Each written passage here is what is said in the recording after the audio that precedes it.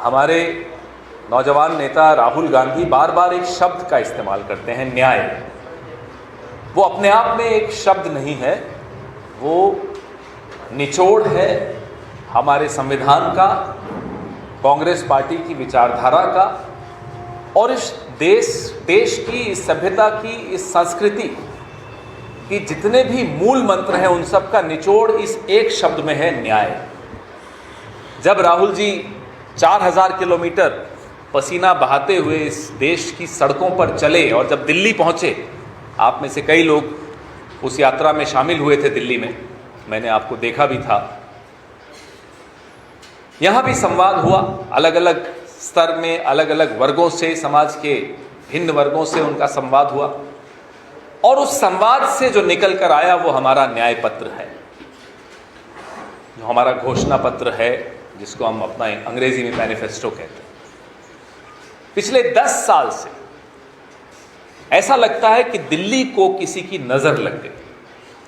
15 साल दिल्ली ने पूरे विश्व में देश का नाम रोशन किया। मेट्रो आई, इतने फ्लाईओवर्स आए, प्रदूषण रहित सार्वजनिक यातायात पूरा शुरू हुआ। पूरे विश्व ने अचंभे से देखा कि ये दिल्ली कैसे कायाकल्प हो गया दिल्ली का। शायद इसी वजह से दिल्ली को नजर लगी। जब से केंद्र में भारतीय जनता पार्टी की सरकार आई है, ऐसा लगता है कि वो दिल्ली से बदला लेना चाहते हैं,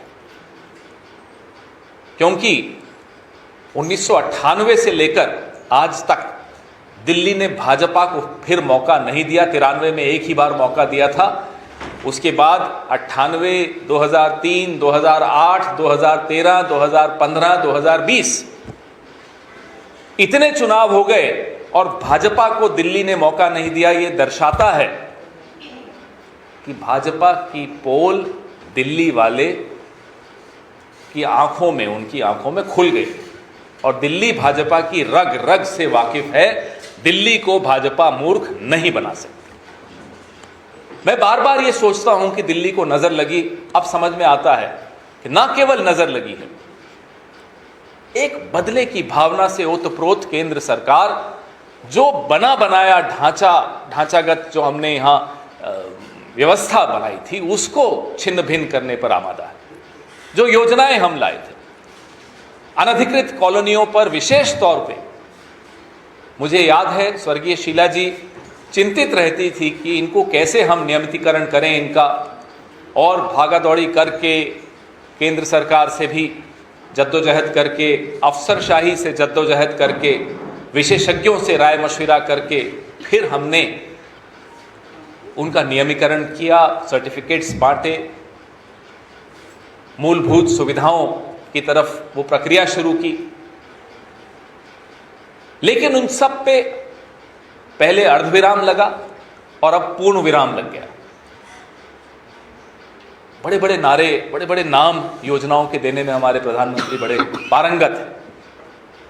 प्रधानमंत्री उदय योजना सुना होगा आपने। यहां का जीवन, झुग्गी झोंपड़ियों में, अनधिकृत कॉलोनियों में रहने वाले 70% लोगों का जीवन, उदय शब्द उनका इस्तेमाल उनके लिए करना भी उनका अपमान है, क्योंकि उनके जीवन में सूर्योदय होते हुए उन्होंने नहीं देखा, अंधेरेमयी जिंदगी वो जी रहे हैं। जो धांधली उदय योजना में हो रही है रजिस्ट्री के नाम पर, आप लोग खोजी पत्रकार हैं, आप में से कई लोग, जब मैं दिल्ली सरकार में था तो कुछ बच्चे थे, कुछ नौजवान थे, कुछ मेरी उम्र के थे। अब मैं पता नहीं किस उम्र का हूँ, नौजवान में तो नहीं मानूंगा अपने आप को, लेकिन मेरे साथ आप में से कई लोग बड़े हुए, अपने अपने प्रोफेशन में भी बड़े हुए। आपने देखा दिल्ली की यात्रा। अब जब हम निकलते हैं दिल्ली में, आरोप प्रत्यारोप मोदी सरकार जो कर रही है, जिस तरह से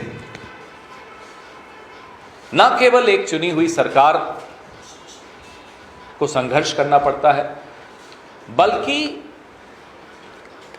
वोटर को आप उसकी जिंदगी के विषय में सोचे बगैर सिर्फ छोटी राजनीति, हल्की राजनीति से ही आप प्रेरित हो, ये हमारा नरेंद्र मोदी की सरकार पर आरोप है, उनकी पार्टी पर आरोप है। बहुत छोटी राजनीति इस शहर में होने लगी। पहले ऐसा नहीं होता था। हमने अटल जी का भी दौर देखा, हमारा डॉक्टर मनमोहन सिंह की यूपीए की सरकार तो खैर स्वर्णिम युग था ही दिल्ली के लिए, लेकिन अटल जी की सरकार में हाँ संघर्ष करना पड़ता था, ऐसा नहीं कि संघर्ष नहीं करना पड़ता था शीला दीक्षित जी की सरकार को, लेकिन फिर भी राजनीति का एक स्तर होता था। दिल्ली की चिंता सबको होती थी और नहीं होती थी तो शीला जी, मुझे अच्छी तरह याद है एक दिन अटल जी के यहाँ बैठक हुई, मेट्रो के संबंधित कुछ अप्रूवल्स लेने थे, हारून यूसुफ जी भी हमारे साथ थे, हमारे अनिल भारद्वाज जी भी थे उस बैठक में। अटल जी ने साफ इनकार कर दिया था।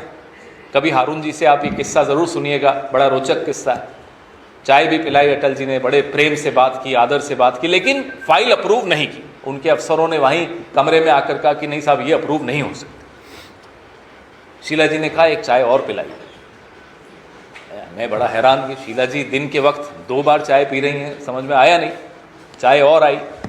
फिर शीला जी ने एक बहुत ही सुलझे हुए सधे हुए शब्दों में अटल जी को कहा, अटल जी मैं बड़ी मायूस होकर जा रही हूँ, बाहर जब मीडिया वाले मेरे साथी खड़े हैं तो मैं उनको कहूँगी अटल जी को दिल्ली वालों की चिंता नहीं है। अटल जी ने शीला जी का हाथ पकड़ा और बोला बैठो। वो समझ गए कि शीला जी बहुत ही सलीके से एक धमकी दे रही हैं और फिर अफसरों को बुलाया अटल जी ने। सारी फाइलें वापस टेबल पे खुली, 6 फाइलें ले गई थी, 6 की 6 अप्रूव करके 2 घंटे बाद हम बाहर आए और मीडिया वालों को शीला जी ने, उनकी आपको स्माइल याद होगी, बड़ी अच्छी तरह से उन्होंने वो मुस्कान दी और बोला चलो सचिवालय वहाँ बात करेंगे। आप में से कुछ लोगों को शायद ये किस्सा याद होगा। तो विधानसभा की बात है, हमारा पुराना सचिवालय जहाँ चलता था, फिर आप लोग वहाँ आए थे। तो बड़े रोचक किस्से उस वक्त के मुझे याद आते हैं जब आज की केंद्र सरकार को मैं देखता हूँ। अटल जी उस वक्त भी नरेंद्र मोदी को राजधर्म याद दिलाते दिलाते खत्म हो गए। आज फिर मुझे लगता है कि 10 साल से इस व्यक्ति को राजधर्म नहीं समझ में आया, नहीं तो दिल्ली की ये हालत नहीं होती। आजकल प्रधानमंत्री आपके चैनल्स में से भी कईयों को इंटरव्यू दिए हैं, मैं देख रहा हूँ, एक चैनल को 4 इंटरव्यू दे रहे हैं। और जब से प्रधानमंत्री ने इंटरव्यू देने शुरू किए हैं, कपिल शर्मा डिप्रेशन में चला गया, उसकी टीआरपी खत्म हो गई। अब कितना मनोरंजन लेगा आदमी एक दिन में? हंस हंस के लोग लोटपोट हो रहे हैं। प्रधानमंत्री जाते जाते जो आपका और मेरा मनोरंजन कर रहे हैं उसमें तो उनको आपको साधुवाद देना ही चाहिए, लेकिन झूठ बहुत बोलते हैं। कभी इस देश ने ऐसा प्रधानमंत्री नहीं देखा जो इतना झूठ बोलता हो। बोलते हुए मुझे शर्म आती है कि देश के प्रधानमंत्री के लिए मुझे ऐसा कहना पड़ रहा है, लेकिन क्या करें, ये तो सच है। मैं सच भी नहीं बोलूं प्रधानमंत्री के विषय में तो कैसे काम चलेगा? हो सकता है हवाई जहाज से फिर पुलिस वाले उतार के ले जाएं, वो कोई बात नहीं, लेकिन झूठ बोलते हैं। झूठ पति पत्नी आपस में बोलें तो भी रिश्ते में गांठ आ जाती। हम अपने माता पिता से झूठ बोलते थे तो रात को हमें भी ग्लानि होती थी, नींद नहीं आती थी, अब झूठ बोला आज माता पिता से। समाज में हम एक दूसरे से रिश्ते जब रखते हैं, मित्रता के रिश्ते होते हैं, मैत्री के रिश्ते होते हैं, उसमें भी हम सत्य बोलने की कोशिश करते हैं। हमारे हर धर्म में, हर मजहब में सत्य बोलने पर एक बड़ा उसको महत्व दिया गया है। देश का राजा अगर झूठ बोलता है तो मेरा आपका तो नुकसान जो हो रहा है वो हो ही गया 10 साल, आने वाली पीढ़ियों का वो नुकसान करता है। वो इस देश के राजा ने किया है पिछले 10 साल। एंटायर पॉलिटिकल साइंस दिल्ली विश्वविद्यालय में तो मेरे को नहीं लगता है, पता नहीं किस यूनिवर्सिटी में ये डिग्री है जो प्रधानमंत्री को मिली है, एंटायर पॉलिटिकल साइंस। ये ऐसी डिग्री है साहब कि आपको विरोधी दल का मैनिफेस्टो बिना पढ़े आप उसके बारे में अनर्गल बोलना शुरू कर देते हैं, जैसा कि प्रधानमंत्री ने बोलना शुरू किया हमारे मैनिफेस्टो के बारे में। आप 10 साल से सत्ता में हैं, आप अपनी बात कीजिए, हमारी निंदा कीजिए। नेहरू जी की निंदा आपको करना बड़ा अच्छा लगता है क्योंकि उनकी बराबरी, उनके पांवों की धूल के बराबरी आप नहीं कर पाएंगे, तो आप उनकी निंदा कीजिए, लेकिन अपने 10 साल का लेखा जोखा भी तो पत्रकारों के सामने रखिए, देश के वोटर के सामने रखिए, जिसके सामने आप फिर से वोट मांगने गए हैं। हम और आप बचपन से एग्जाम देते आए, यहां तक पहुंचे, आप और हम अभी भी एग्जाम दे रहे हैं। आप अपनी प्रोफेशन में एग्जाम देते हैं साहब, कितनी बायलाइंस आई महीने में? जब असेसमेंट होती है आपकी इंक्रीमेंट के लिए, जब आप निवेदन करते हो अपने संपादक को, तो एक लिस्ट सामने होती है संपादक के कि एक महीने में कितनी बायलाइंस हुई। हमारी भी वही स्थिति होती है कमोबेश। जब हम संघर्ष करते हैं, तपस्या करते हैं आगे बढ़ने के लिए, तो हम भी बताते हैं साहब कि हमने ये किया था। आप बड़ा हंस रहे हैं तपस्या शब्द पर। तो फिर प्रधानमंत्री को ऐसा एग्जेम्पशन तो नहीं मिल सकता, वो कोई अपवाद तो हो नहीं सकते। उन्हें भी अपनी रिपोर्ट कार्ड इस देश के सामने हर 5 साल में रखनी चाहिए। क्या ये गलत मांग है राहुल गांधी जी की, या मल्लिकार्जुन खड़गे साहब की, या आप में से जितने वोटर हैं उनकी, या पत्रकारों की, या विपक्षी दलों की, इंडिया गठबंधन की? हम सबकी एक ही तो मांग है। साहब कारण बताइए कि क्यों 1 घंटे में इस देश के 2 नौजवान आत्महत्या करते हैं? यही तो सवाल पूछ रहे हैं हम। कारण बताइए क्यों एक दिन में 30 किसान आत्महत्या करते हैं? कारण बताइए क्यों 1 घंटे में 4 महिलाओं की इज्जत लुटती है इस देश में? क्या गलत सवाल है ये? क्यों नहीं जवाब देते आप? क्योंकि आपके पास जवाब नहीं है। आपने 10 साल व्यर्थ की राजनीति में गंवा दिए। आपने इस देश की आने वाली नस्लों को तबाह कर दिया। उनके आने वाले कई साल आपने खत्म कर दिए। इस देश को 20-25 साल आप पीछे ले गए। इस देश की अर्थव्यवस्था को आप पीछे ले गए। इसीलिए पहली नौकरी पक्की राहुल गांधी कहते हैं, इसीलिए भर्ती भरोसा की गारंटी राहुल गांधी देते हैं, इसीलिए महालक्ष्मी यानी कि हर गरीब परिवार की महिला को हर साल 1 लाख रुपया की गारंटी हम देते हैं, इसीलिए 10 किलो अनाज देने की नौबत आ गई है जो हमने घोषणा की। इस देश को आत्मनिर्भर भारत बनाने के लिए चले थे। ये आत्मनिर्भर भारत में ये स्थिति है कि 80 करोड़ लोग सरकार पर राशन के लिए निर्भर हो गए हैं। ये स्थिति 10 साल में हुई है। और फिर भी हम सवाल न पूछें। फिर हम सवाल पूछते हैं तो कहते हैं शहजादा। वो शहीद ज़्यादा है, वो शहजादा नहीं है मोदी साहब।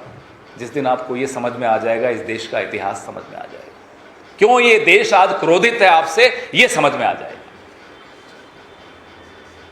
4000 किलोमीटर पसीना बहा के वो आदमी न्याय की बात करता हुआ निकला, देश को जोड़ने की बात करता हुआ निकला।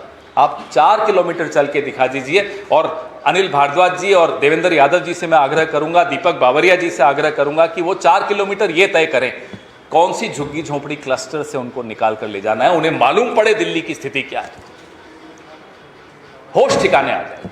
शायद चुनाव लड़ना बंद कर देंगे, वाराणसी से अपना नाम वापस ले लेंगे, क्योंकि थोड़ी सी भी अगर शर्म बची होगी प्रधानमंत्री में तो राजनीति से संन्यास लेने का समय ये है। और कारण भी ये है। दिल्ली के विषय में आपसे रोज हमारे साथी मुखातिब होते हैं। मैंने थोड़ा राष्ट्रीय स्तर पे बात करने की कोशिश की, क्योंकि अखिल भारतीय कांग्रेस कमेटी का मैं प्रतिनिधित्व कर रहा हूँ। दिल्ली से मोहब्बत बहुत है, मेरी कर्मभूमि रही है। लेकिन फिर भी मुझे लगता है कि दिल्ली वालों को पूरे देश की स्थिति देखनी चाहिए। जिस तरह से हमारे आसपास के राज्यों में, कल पंजाब में था, में किसानों की स्थिति है, उस पर भी दिल्ली वालों को भी सोचना ज़रूरी है। हमारे जो जवान हैं, हमारे जो किसान हैं, हमारी ये महिलाएं हैं, इन्हीं सबके वोट से गुजरात से ये 2 लोग राजधानी आए हैं। लेकिन राजधानी में जब महिला पहलवान प्रोटेस्ट करती हैं तो उन पर लाठियां बरसाई जाती हैं, राजधानी उनके लिए बंद हो जाती है। राजधानी में जब अग्निवीर के नौजवान आते हैं, साहब हमें 4 साल में रिटायर मत कीजिए, तो उन पर लाठियां बरसाई जाती हैं, उनको धक्के मार के राजधानी से बाहर कर दिया जाता है। राजधानी में जब किसान आना चाहते हैं तो कील बिछा दिए जाते हैं सड़कों पर। इस सब का जवाब हमें अब नरेंद्र मोदी से मांगना है और वोट के माध्यम से इसका जवाब उन्हें देना भी है। आपके सवाल,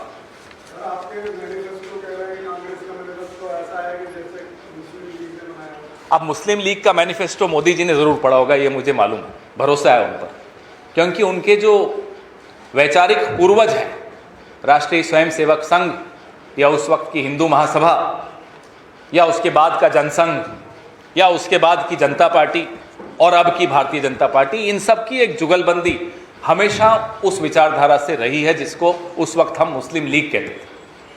वो जुगलबंदी की पराकाष्ठा हुई थी 1942 में, जब हम लोगों ने प्रांतीय असेंबली से इस्तीफा दिया था भारत छोड़ो आंदोलन में शामिल होने के लिए। तब ये लोग अलायंस किया था इन्होंने मुस्लिम लीग से, गठबंधन किया था, सरकारें बनाई थी 3 जगह पर, 3 प्रांतीय असेंबलीज में, और पाकिस्तान का प्रस्ताव वहीं पारित हुआ था। तो मैं जुगलबंदी का आपको एक उदाहरण दे रहा हूँ। श्यामा प्रसाद मुखर्जी के रिश्ते मुस्लिम लीग से बड़े घनिष्ठ थे, और आज नरेंद्र मोदी के कहाँ कहाँ क्या क्या रिश्ते हैं मुझे बताने की जरूरत नहीं है, आप भी जानते हैं। हाँ, इतना बता दूं कि हमारे मैनिफेस्टो में कहीं हिंदू मुस्लिम शब्द लिखा हो तो चुनौती है प्रधानमंत्री को। चुनौती से वो डरते हैं। राहुल गांधी ने चुनौती स्वीकार कर ली थी डिबेट करने की, आज 14वां दिन हो गया है, प्रधानमंत्री अभी भी डरे हुए घूम रहे हैं। हाँ बोलिए सर।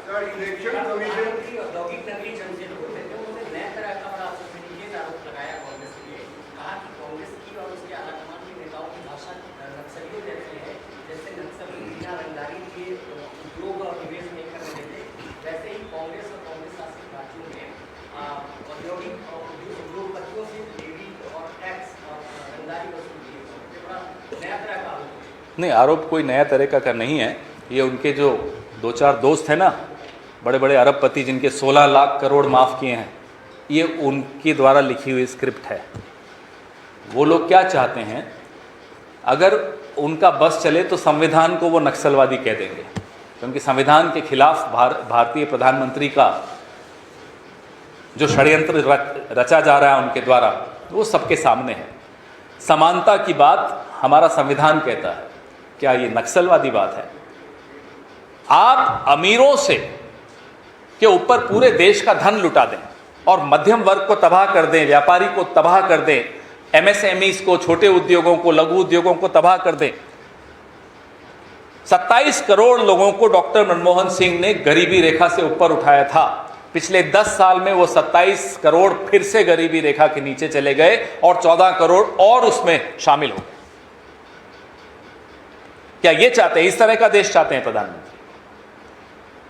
72,000 करोड़ का ऋण माफी किसानों की डॉक्टर मनमोहन सिंह की सरकार ने, सोनिया जी के निर्देशन में यूपीए की सरकार ने किया था।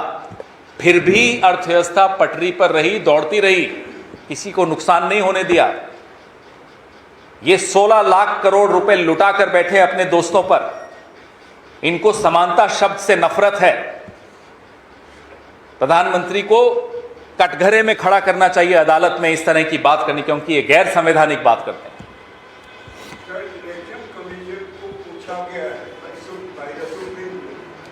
आंकड़ा आपने कैसे दिए हैं, 4th फेज का 3rd फेज का, अभी तक भी इलेक्शन कमीशन इसका कोई जवाब नहीं दिया। क्योंकि प्रधानमंत्री कार्यालय से अभी डिक्टेशन आया नहीं होगा ना, डिक्टेशन वहां से आ रहा है। मैं आपसे क्लैरिफिकेशन मांगूं, whether it is incorrect or correct, I don't know exactly, but the thing is, the 3rd phase and 4th phase, there is irregularities in terms of the percentage and in terms of the volume of. The voter has a right to know. Every single voter of this country has a right to know whether he or she is in politics or not, whether he or she is in journalism or not, doesn't matter, because our votes are equal. My vote and the vote of Gautam Adani are same. The value is the same. Even if he doesn't send me any auto rickshaws, tempos full of money. The issue here is the election commission, their hands tremble when it comes to sending a notice to the Prime Minister of India. गलती प्रधानमंत्री करते हैं, notice Nadda ji को चला जाता है। ये इस इलेक्शन कमीशन की स्थिति है, दयनीय स्थिति है। हम तो उनको भी कहते हैं, अपनी स्वतंत्रता बचा के रखना चाहते हो तो निष्पक्ष चुनाव होने दो। ये 150 सीटें पार नहीं कर पाएंगे नरेंद्र मोदी, लेकिन शायद चुनाव आयोग को स्वतंत्रता पसंद नहीं है, जैसे आरएसएस को स्वतंत्रता पसंद नहीं थी जब हम आंदोलन करते थे, हमारी पार्टी आंदोलन करती थी, वो गुलाम ही रहना चाहते थे। शायद चुनाव आयोग भी गुलाम ही रहना चाहता है। क्यों नहीं जवाब दे रहा? क्यों सर्वोच्च न्यायालय को हस्तक्षेप करना पड़ रहा है? ये अपने आप में शर्मनाक है किसी भी चुनाव आयोग के लिए। एक गांधी जी के 3 बंदर होते थे, आजकल मोदी जी के 3 बंदर दिखते हैं वहां। हाँ बोलिए।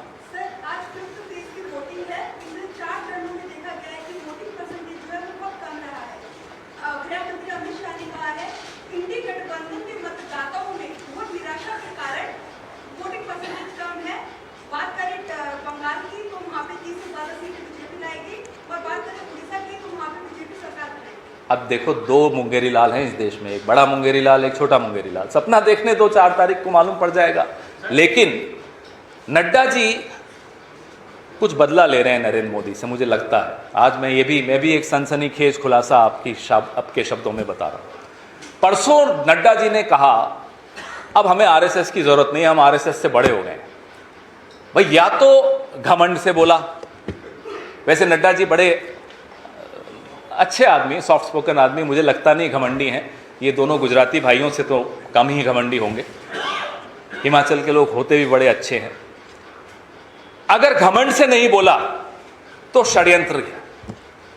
इन दोनों गुजराती भाइयों के खिलाफ नड्डा जी ने एक षड्यंत्र किया, कहा हम आरएसएस से बड़े हो गए।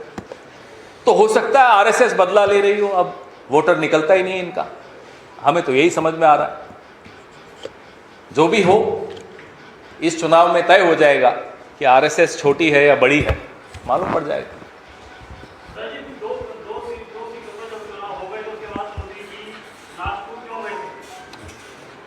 अब हमें तो उम्मीद थी कि वहाँ दीक्षा भूमि जाकर थोड़ा आत्मचिंतन करेंगे, बाबा साहब अम्बेडकर की पवित्र भूमि पर बैठकर थोड़ा आत्मचिंतन करें, उनसे माफ़ी मांगें कि साहब गलती हो गई कि संविधान की तरफ हमने बुरी नज़र से देखा। लेकिन नहीं, कुछ और कारण से गए होंगे। अब मुझे नहीं मालूम क्यों गए, जासूसी की आदत उनकी है, हमारी नहीं है। और कुछ? थैंक यू, धन्यवाद।